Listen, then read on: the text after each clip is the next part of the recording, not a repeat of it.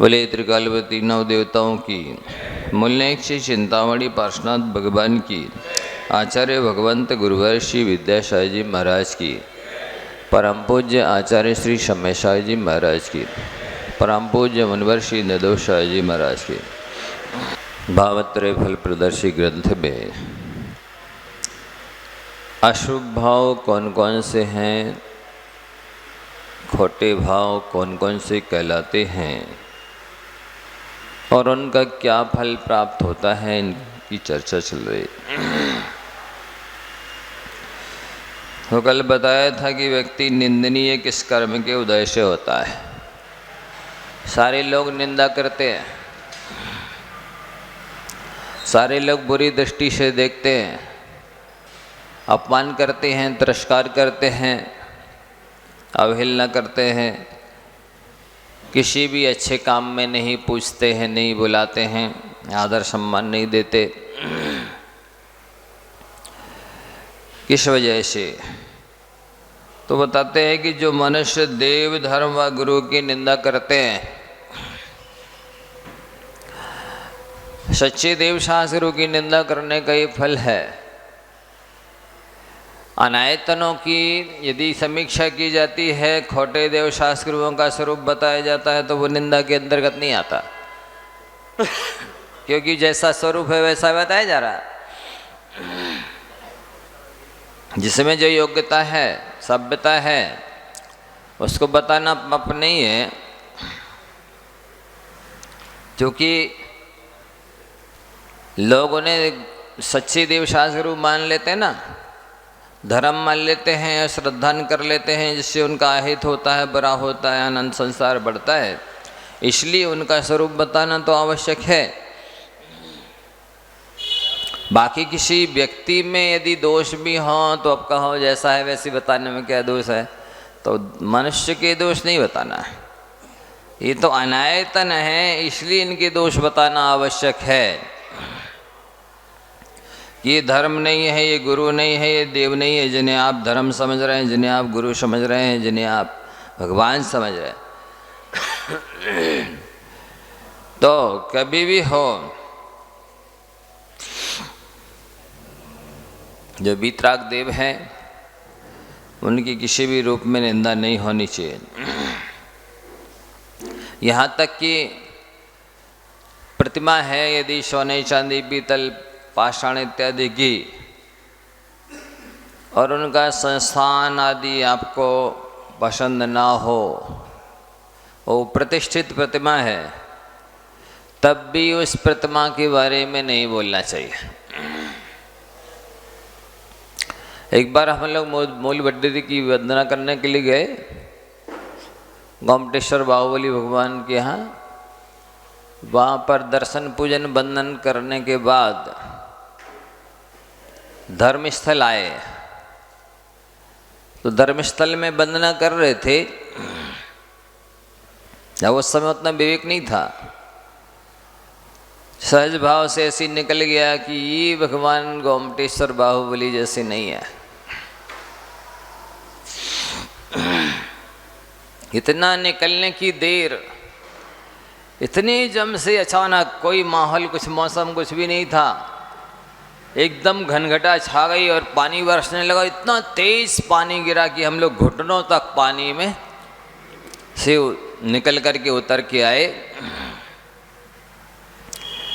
मुझे लगा कि नहीं, ऐसा नहीं बोलना था हमको, गलती हो गई। गोमटेश्वर बाहुबली भगवान का चमत्कार, वो उनका धर्मस्थल के बाबा का चमत्कार कि यहाँ के जो रक्षक देव होंगे उन्होंने ये शब्द सहन नहीं कर पाया। बहुत पानी गिराया, बहुत पानी गिरा। बड़ी मुश्किल से हम लोग धर्मशाला तक आए, लथपथ होते हुए, बहुत घुटनों तक पानी, इतना तेज पानी। मैंने जाके क्षमा मांगी, भगवान गलती हो गई। छोटे थे, बहुत पहले की बात है, 25 साल पहले की बात होगी लगभग, शायद ज़्यादा हो गया। तो कहने का तात्पर्य है कि कोई प्रतिमा यदि उसका रूप रंग या संस्थान भी पसंद नहीं है पर प्रतिष्ठित है, तब भी उसके बारे में आप कुछ नहीं बोलो। अन्यथा कोई भी अनिष्ट हो सकता है आपका। इसी तरह से शास्त्र है, भगवान के द्वारा दिव्य ध्वनि से निश्चित है। अब वो 4 अनुयोगों में विभाजित है। लेकिन आपको यदि समझ में नहीं आ रहा है, आपकी रुचि नहीं है उस विषय में, तब भी आपको नहीं बोलना चाहिए कि अरे ये कितने ग्रंथ हैं, ये कठिन है, अथवा इसमें क्या रखा है, तो कथा कहानी है। प्रथमानुयोग की इस तरह से प्राय करके लोग निंदा करते हैं। बड़े तत्वज्ञानी कहलाते हैं, धर्मात्मा कहलाते हैं, वेदता तत्ववेदता कहलाते हैं, लेकिन प्रथमानुयोग को कह दिया ये तो कथा कहानियों का अखाड़ा है, इसमें हमारी श्रद्धा नहीं है। ऐसा कहना महान पाप है, महाअपराध है, अक्षम्य अपराध है ये।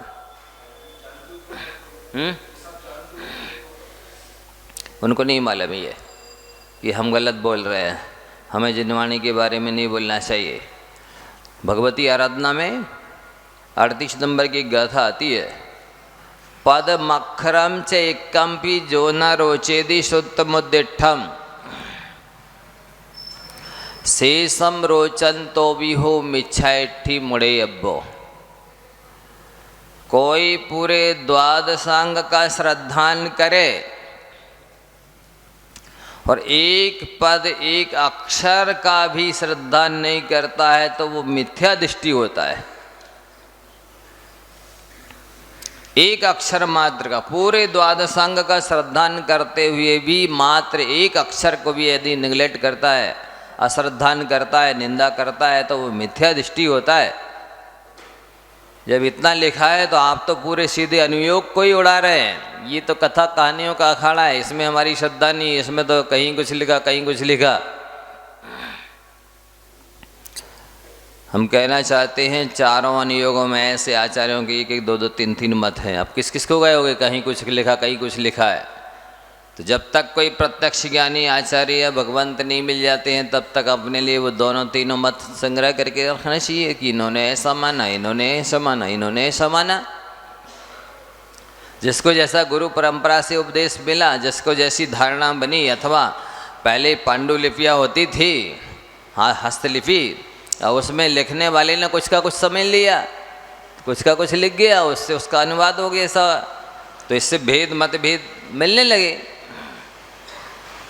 इसमें भगवान सर्वज्ञ के यहाँ से तो जो उपदेश है वो एक ही है, लेकिन अब पांडुलिपियों की वजह से, लिपिकारों की वजह से या संपादक अनुवादक की वजह से अथवा गुरु परंपरा की वजह से ये मतभेद पाए जाते हैं। तो वो तो चारों अनुयोगों में पाए जाते हैं। ये कोई कैसे कैसे कहे कि मात्र प्रथमानुयोग में कहीं कुछ लिखा कहीं कुछ लिखा है। कि पद्म पुराण में लिखा, मान लो कि रावण तीसरी पृथ्वी में गया है, उत्तर पुराण में लिखा चौथी पृथ्वी में गया, तो 2 मत मान के चलिए ना। चारों अनुयोगों में कई विषयों में 2-2, 3-3 आचार्यों के मत हैं।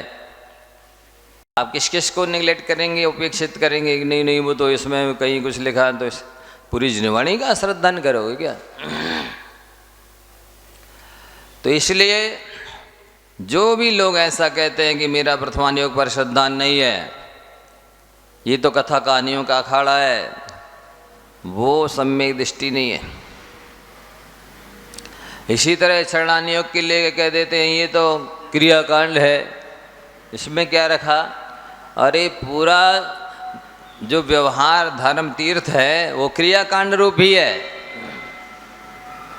यदि क्रियाकांड को उपेक्षित करोगे तो धर्म तीर्थ का विच्छेद हो जाएगा, कुछ बचेगा ही नहीं। पूरा श्रावक धर्म क्रियाकांड है, पूरा मुनि धर्म क्रियाकांड है। श्रावक के देव पूजा, गुरु पास्ती, स्वाध्याय, संयम, तपदान, दूसरी तो क्रियाकांड कहते हैं, और स्वाध्याय भी तो क्रियाकांड में आता है। शिविर लगाना भी क्रियाकांड है, पुस्तकें छपवाना भी क्रियाकांड। किस किस को निगलेक्ट करोगे?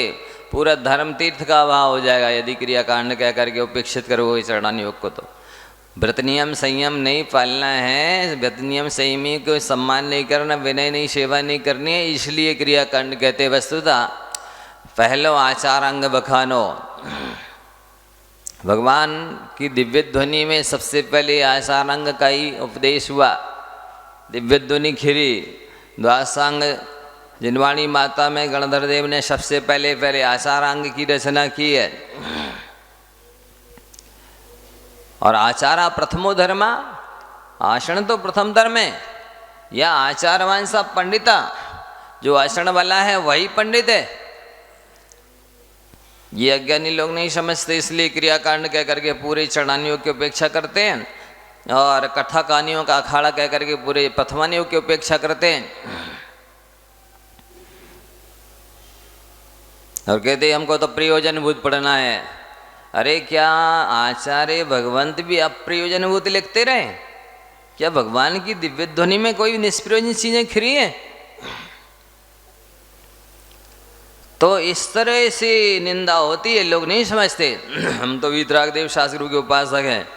कहाँ उपासक हो जब इस तरह कह रहे हो तो, निंदा कर रहे हो तो। और शिवकोटि आचार्य महाराज कह रहे एक अक्षर को भी निगलेक्ट करने वाला, अश्रद्धान करने वाला मिथ्या दृष्टि होता है। जिसको एक अक्षर पर भी द्वासांग जनवाणी की संदेह है, श्रद्धा नहीं है, उसको वास्तव में द्वासांग जनवाणी पर ही श्रद्धा नहीं है। एक अक्षर की निंदा करने वाला समझ लो पूरे द्वासांग जनवाणी की निंदा कर रहा है। एक अक्षर मात्र से कल्याण होता है, एक अक्षर की वैल्यू नहीं है। आप क्या समझते हैं? अंत समय में यदि ओम मात्र निकल जाए तो मुनि महाराज को मोक्ष हो सकता है? केवल ओम निकल जाए अंत समय, लास्ट समय, जिस समय प्राण निकले उसी समय। तो इसलिए एक भी अक्षर की अभिनय, निंदा, आसाधना, विराधना नहीं होनी चाहिए। भगवान का मैंने दृष्टांत दे दिया आपको अभी। इसलिए कोई भी प्रतिष्ठित प्रतिमा हो भूल करके भी आलोचना नहीं करना, उसका परिणाम अच्छा नहीं होता। इसी तरह से जिन मुद्रा के धारी साधुओं के विषय में कुछ नहीं बोलना। आपको समझ में ना आए, आगम के अनुकूल ना लगे, आप मौन हो जाओ, दूर हो जाओ, लेकिन बोलो मत कुछ भी। इसका फल अच्छा नहीं होता। संख्यात असंख्यात अनंत भवों तक इनका कर्मों का फल भोगना पड़ता है। इसलिए कभी भी आसाधना विराधना से बचो, निंदा से बचो, अभिनय से बचो। ये लिख रहे ना, ये व्यक्ति हमेशा हमेशा निंदनीय क्यों होता है? दूसरों की निंदा का, तिरस्कार का, उपेक्षा का शिकार क्यों होता है? अनादर क्यों होता है? किसी भी अच्छे काम में नहीं पूछा जाता, नहीं बुलाया जाता, कभी भी प्रशंसा नहीं होती। अच्छा करते हुए भी निंदा क्यों होती है? तो जो देव की, शासकी, गुरु की निंदा करते हैं वे संख्यात असंख्यात अनंत जन्मों तक निंदनीय बने रहते हैं। फिर जो अधार्मिक पुरुषों की संगति करते हैं, देखो संगति का कितना महत्व है। आप पाप नहीं कर रहे हैं, कोई व्यसन नहीं कर रहे हैं, मात्र आपकी गलत लोगों के साथ संगति है, तब भी आपकी जन्मांतरों में निंदा होगी, तिरस्कार होगा, अपमान होगा। क्यों हो गया साहब? हमने तो कुछ किया ही नहीं। नहीं, संगति करने से समर्थन होता है उनका, गलत व्यक्ति का और गलत कामों का समर्थन होता है। इसलिए गलत लोगों के साथ रहना भी उचित नहीं है। उनका किसी भी तरह से मित्रता, सहयोग, संबंध स्थापित करना अच्छा नहीं माना जाता। देखा ना कि जिन्होंने अधार्मिक लोगों की संगति की है वे भी जन्मांतरों में निंदा के और अनादर की, तिरस्कार के पात्र होते हैं। अथवा जो दूसरों का धन भक्षण किया करते हैं, मतलब दूसरे का हिस्सा कभी भी उपयोग नहीं करना चाहिए, बहुत महंगा पड़ता है। चाहे दूसरे की जमीन जायदाद हो, चाहे दूसरे के वस्त्राभूषण हो, चाहे दूसरे का भोजन पान हो, कोई भी हिस्सा दूसरे का हो, नहीं उपयोग करना चाहिए। हाँ, दूसरे का काम तो आप कर सकते हैं, हाथ बटा सकते हैं, लेकिन दूसरे की चीज़ का, भोग उपभोग की वस्तु का उपयोग नहीं कर सकते, नहीं करना चाहिए। वो चोरी है, वो अपराध है, वो निर्माल्य जैसा ही है। लोग तो केवल देवशास्त्रों के निमित्त से जो चीज चढ़ गई है उसको निर्माल्य समझते हैं, बल्कि जो देवशास्त्रों के निमित्त से कोई भी चीज हो वो भी निर्माल्य है। इसके अलावा किसी के भी हिस्से की चीज, स्वामित्व की चीज है, वो भी निर्माल्य है। इसलिए कभी भी किसी के धन का, पहले भी बताया कि वो आप ले भी लेंगे तो आपको सूट नहीं करेगा, आप खा भी लेंगे तो धातु उपधातु नहीं बनेगी, पीप बनेगी, पानी बनेगा। और नहीं भी बने तो आप उस जो आपने दूसरे के हिस्सा का भक्षण किया है उससे आप धर्म तो नहीं कर सकें, धर्म ध्यान तो नहीं कर सकेंगे, परोपकार तो नहीं कर सकेंगे, क्योंकि अन्याय और अनीति और अधर्म का खाने वाले कभी धर्म करते नहीं। और कर भी लेंगे तो आत्मकल्याण के उद्देश्य से तो नहीं करेंगे, वो सांसारिक भोगों की चाह से ही करेंगे। ये पक्का है 100%। दूसरे के हिस्से का उपयोग करने वाला व्यक्ति कभी आत्मकल्याण नहीं कर सकता। न्याय नीति से जो आप उपयोग करोगे और भोग करोगे, अपने स्वामित्व में, कर्तृत्व भोक्तृत्व में कोई भी चीज रखोगे तो ही आपकी बुद्धि परमार्थ में लगेगी, आत्मकल्याण में लगेगी। और यदि आपने दूसरे के हिस्से की चीज अपने कब्जे में कर ली है, अपने कर्तृत्व भोक्तृत्व स्वामित्व में कर ली है, तो भले वो लाखों किलोमीटर दूर हो, भले वो बैंक में रखी हो, भले उसको आपने हाथ भी नहीं लगाया है, उपभोग भी नहीं किया, करोगे भी नहीं, स्वामित्व मात्र में कर लिया है तो उसका फल तो आपको भोगना ही पड़ेगा। वो आपकी सद्बुद्धि नहीं होने देगी।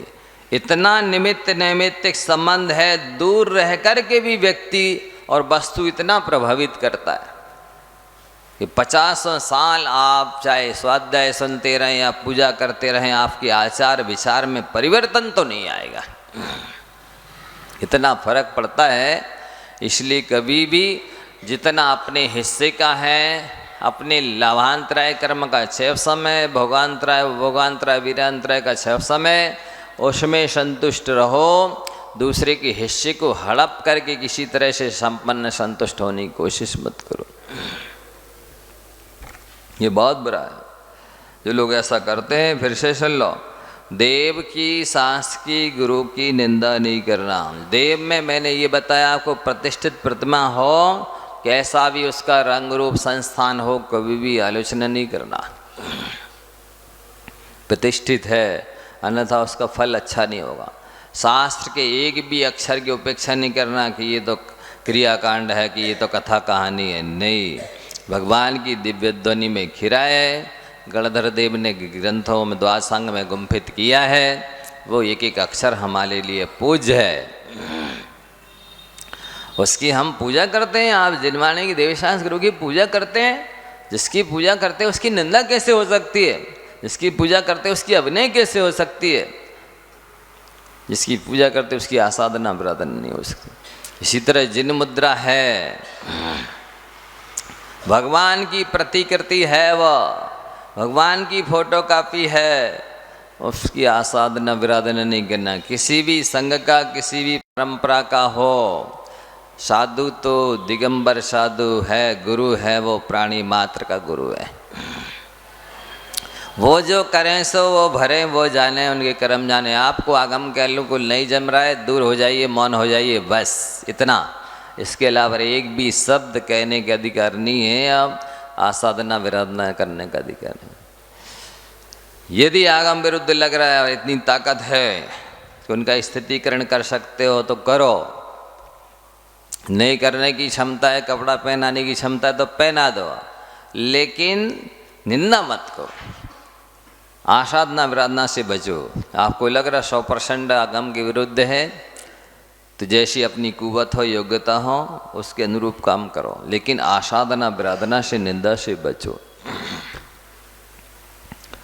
तो यहाँ पर कहा जा रहा है कि अब अपमृत्यु किस वजह से होती है।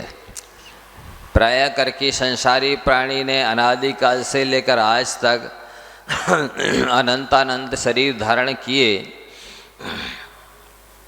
उनमें भी अनंतानंत के अनंतानंत भेद हैं। इस जीव ने अनंतानंत बार अकाल मरण किया है, असमय में बेमौत की मरा है, पूरी आयु नहीं भोग पाया, पूरा जीवन सुख शांति से नहीं जी पाया और कष्टों से मरना पड़ा। प्रत्येक जीव को अनंत अनंत बार काल के गाल में समाना पड़ा समय में। क्यों? कहते जो पुरुष किसी जीव को विष देकर संतुष्ट होता है, समझ रहे, किसी जीव को विष देकर, अभी कीटनाशक दवाइयाँ हैं, गर्भपात की दवाइयाँ हैं और भी अनेक तरह की जहरीली दवाइयाँ हैं, निरमा है, अग्नि माचिस हैं, इस तरह की हिंसा की जो अस्त्र शस्त्र हैं, ये सब जीव के नाशक तो ही हैं, जिनसे जीवों का घात होता है। ऐसी चीज़ें रखना, बेचना, देना, अनुमोदना करना, इन सब से अकाल मरण होता है। वो जीव अकाल में मर रहे हैं आपके द्वारा दी हुई वस्तु से, तो आपको भी अनंतानंद बार अकाल में मरण करना पड़ेगा, बेमौत के मरना होगा, असमय में ही जाना होगा, बार बार ट्रांसफ़र होने जैसी स्थिति आपकी होगी। एक श्वास में 18 बार जन्म लेना और 18 बार मरण करना पड़ेगा।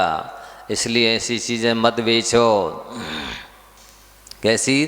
कीटनाशक हैं, गर्भपात की दवाइयाँ हैं, फटाके हैं, माचिस हैं, निरमा है, साबुन है, ऐसी कई चीज़ें हैं जो अहिंसा के पुजारी लोग कहलाती तो हैं अहिंसक, वीतराग धर्म को मानने वाले, लेकिन सब बेचते रहते। अब जिनसे कुदेवों की पूजा होती है, ऐसी कई सामग्री बेचते, इससे मिथ्यात्व का पोषण नहीं होता। अभी गैया पूज रही थी, दूसरे दिन बैल पूज रहे थे, ये क्या है? आता है ना, ये कोई पूज्य है, देवता है, हाँ? इनकी सामग्री आप बेच रहे हैं, तो दोषा मिथ्यात्व का पोषण नहीं हो रहा। कौन मानता है ये सब? हमारा तो धंधा है, धंधा है, आप निमित्त तो बन रहे हैं कुदेव की पूजा में, अनायतन की पूजा में। देखो आप कितनी सामग्री बेची, हाँ? कई गैया पूजेंगी, कभी तो बैल पूजेंगे, ये पूजे हैं, पशु जो हैं, त्रियंच गति के जीव हैं, इनमें कौन सा देवत्व है बताइए? कि नाग पंचमी को नाग पूजेंगे, घर की आई नाग ना पूजे, कहीं बामी पूजे हैं, घर में निकल आएगा तो जान से मार डालेंगे, नाग पंचमी का पूजा करेंगे कि दूध रखेंगे, ये क्या है? मिथ्यात्व नहीं है? ऐसे कई कुदेवों की देव आराधना होती है, अनेक तरह की पूजा में जो सामग्री लगती है बेचते हैं, इससे मिथ्यात्व पुष्ट होता है। समय दर्शन प्राप्त करना भी मामूली चीज़ है, बच्चों का खेल है। अहिंसा का पालन करना बच्चों का खेल है, सामान्य समझ रखा है। हम तो धर्म श्रोमणी है, धर्मात्मा है, अहिंसा के पुजारी, हम तो रोज पूजा करते, 40 साल हो गए, 50 साल हो गए, हो गई खूब पूजा। कितनी तरह से हिंसा का समर्थन कर रहे हो, कितनी तरह से मिथ्यात्व का पोषण कर रहे हो, पता ही नहीं है। कितना अन्याय अनीति का समर्थन हो रहा है, वही हो रहा, आंधी पी से कुत्ते खाए, इधर पूजा कर रहे हैं, उधर इतना ऐसा लमसम व्यापार चल रहा है, बड़े बड़े फैक्ट्री कारखाने चल रहे हैं, जिससे असंख्यात असंख्यात 2 इंद्री 3 इंद्री 4 इंद्री असैनी सैनी पंचेंद्री मर रहे हैं, खबर ही नहीं है। कितना मेरे व्यापार में हिंसा हो रही है, कितना भी व्यापार में आरंभ हो रहा है, कितना परिग्रह संचय हो रहा है, वो सब मैं उसका मालिक बना बैठा हूँ। कर्तृत्व भोक्तृत्व स्वामित्व मेरे नाम पे चढ़ा है, मैं भी निमित्त हूँ, उसका फल मुझे ही भोगना है, पता ही नहीं। ये विवेक होना बहुत जरूरी है, अन्यथा अनादिकाल से लेकर आज तक कल्याण क्यों नहीं हुआ, क्यों नहीं सम्यक दर्शन हुआ। इसी तरह से कृत कार्य तन्मोदना से अनायतन की पूजा होती है, मिथ्यात्व का पोषण होता है, कृत कार्य तन्मोदना से हिंसा का समर्थन होता है, आरंभ परिग्रह विषय कषाय का समर्थन होता है। ये सब जितना करो चाहे कराओ चाहे अनुमोदना करो, बराबर पाप लगता है। हमने थोड़ी किया, अरे किया तो नहीं, कराया तो है, कराया तो नहीं, अनुमोदना तो की है, शास्त्र में इतने प्रसंग सुनाए, अनुमोदना करने मात्र से सप्तम नरक चले गए वे। तंदुल मत्स्य का दृष्टांत नहीं दिया था, राघव मत्स्य तंदुल मत्स्य। एक ने तो हिंसा की इसलिए सप्तम नरक गया, उसने तंदुल मत्स्य ने तो बेचारे ने एक भी जीव नहीं मारा। केवल ये अनुमोदना की कि इसके स्थान पर यदि मैं होता तो एक जीव को नहीं छोड़ता, खाया एक भी जीव नहीं। लेकिन वहीं सप्तम नरक गया कि नहीं गया? तो क्या ये दृष्टांत केवल उसी विषय में लगाना? सभी क्षेत्रों में कृतकार्य अनुमोदना से पाप उतना ही लगता है, जितना खाने का पाप लगा उतनी अनायतन की पूजा का भी पाप लगेगा, उतनी हिंसा का भी पाप लगेगा, सारे पापों का वही हाल है। हाँ, श्रीपाल जी के साथ में 700 लोगों ने अनुमोदना की थी, निंदा की थी, समर्थन किया था मुनिराज का, तो पूरे सारे 700 कोड़ी बने कि नहीं बने? ये भरत सगर चक्रवर्ती के जो पुत्र हैं 60,000, पूरा गांव का गांव था जिन्हें दिगंबर साधु सम्मेद शिखर की वंदना करने के लिए जा रहे थे, निंदा की थी। केवल एक नाई ने बस नहीं की थी, कहा था नहीं नहीं ये भगवान है, इनकी निंदा मत करो। कोई नहीं माना, सारे पूरे ग्रामवासी वज्र गिरने से मर गए और गिंजाई बन गए। फिर एक हाथी के पैर के नीचे फिर दब के सारे मर गए। ऐसे भटकते भटकते भटकते भटकते संख्यात असंख्यात भवन तक कष्ट उठाते रहे। बाद में सगर चक्रवर्ती के पुत्र बने। तो वो कैलाश पर्वत के खाई खोदने के लिए गए थे दिव्य दंड रत्न से, तो धर्मेंद्र नाराज हो गया, उसने सब एक साथ मार डाला। केवल एक वही नाय का जीव जो था वो भागीरथ नाम का लड़का एक ही बचा। तो इस तरह से आप विस्तार से उसको समझ ही नहीं रहे हैं कि जो दृष्टांत दिया जा रहा है वो कृत का भी उतनी पाप है, कारित का भी उतनी पाप है, अनुमोदना करने का भी उतनी पाप है। अब बचे नहीं नहीं हमें तो पैसा कमाना है, व्यापार करना है, ये तो हमारा धंधा है, तो गृहस्थी चलाना है, चलाते रहो। गृहस्थी नहीं चला है, संसार चला रहे, अपना संसार बढ़ा रहे, दुखों के बीज बो रहे, पाप के बीज बो रहे। पाप के बीज बोओगे तो पुण्य की फसल थोड़ी काटने मिलेगी। पेड़ बबूल लगा के भैया हम कहाँ से पाओ, ऐसा। तो यहाँ लिख ही रहे वो कि जो दूसरे के ये देवशास्त्र की निंदा करते हैं, ये विष दे करके संतुष्ट होते हैं। बेचारे जीव तो असमर्थ हैं, अज्ञानी हैं, उनको तो ज्ञान नहीं है कि आपका गेहूँ चना है, इसमें हम नहीं होए, नहीं तो तुम दवाई रख दोगे सब मर जाएंगे। मरते हैं। अथवा विष देने वाली किसी की मृत्यु को देखकर संतुष्ट होते हैं। किसी की मृत्यु विष की खा लेने से हो रही, अच्छा मर गया, मर जाने दो, ऐसा दुष्ट था, ऐसा था, वैसा था, लो वो तो मर ही गया, अब आपने और मारने का पूरा पाप लाद लिया। यही होता है। और उसमें दृष्टांत यही था कि दशहरा में रावण को जलाते हैं, प्रति नारायण की हत्या का, मौत का पाप लगता है अनुमोदना करने वालों को। इसी तरह दूसरे जीवों के बारे में भी लगाना चाहिए।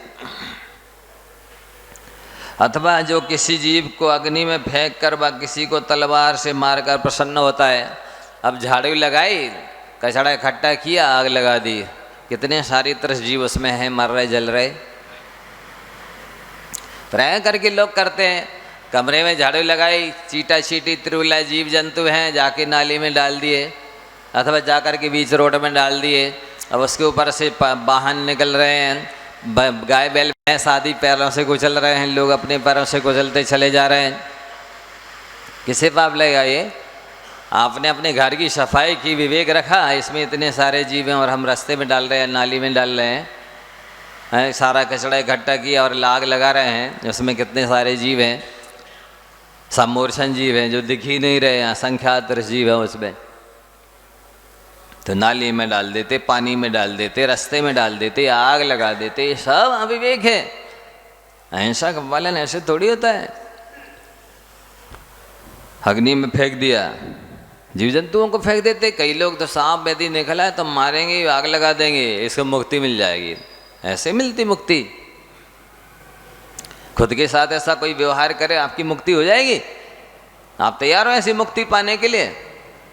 दंडों से पीट पीट करके मार डालो उसको जिंदा को, और बाद में आग जला दो, आग में हो जाएगी मुक्ति। आपको ऐसी मुक्ति पसंद हो तो दूसरों की करो। लेकिन इस तरह लोग करते हैं, कहीं भी आग लगा दी, जहाँ भी कचरा है, बाड़े में है, खेत में, कहीं भी, कितने जीवों को जलाते मारते हैं। प्राय रोज ही देखते हैं घर का कचरा इकट्ठा किया, आग लगा दी। अथवा तलवार से मारकर प्रसन्न होते हैं जीव जंतुओं को, कई मांसाहारी हैं, दुष्ट प्रकृति के हैं, या अपने प्रतिकूल चलते हैं, तलवार है, चाकू है, छुरी है, किसी भी अस्त्र शस्त्र से मार डाला। जब ये इस बारे में लगा हो, या और भी छोटे जीव हैं, मच्छर हैं, चूहे हैं, चूहे मार गोलियां रख दी, या पिंजड़े में बंद करके ऐसे स्थान पर रख दिया, बिल्ली ने खा लिया, तो ये हिंसा नहीं है, ये पाप नहीं है, इसका फल नहीं भोगना पड़ेगा, आपको भोगनी पड़ेगा। अकस्मात किसी की मृत्यु हो गई, उसी से संतुष्ट होते हैं। प्राय करके ऐसा होता है, किसी का नेचर अच्छा नहीं होता है, वो किसी लोगों को परेशान करता है या नुकसान पहुंचाता है, अब वो किसी वजह से मारा जाए तो कई लोग उसके कहते अच्छा मर गया। तो इस तरह कहने से मनुष्य की मारने का पाप लगता है। इसलिए कैसा भी जीव हो, अपन को उसकी समर्थन अनुमोदना नहीं करनी चाहिए, अन्यथा अपने साथ भी अगले जन्म में ऐसी होने वाला है।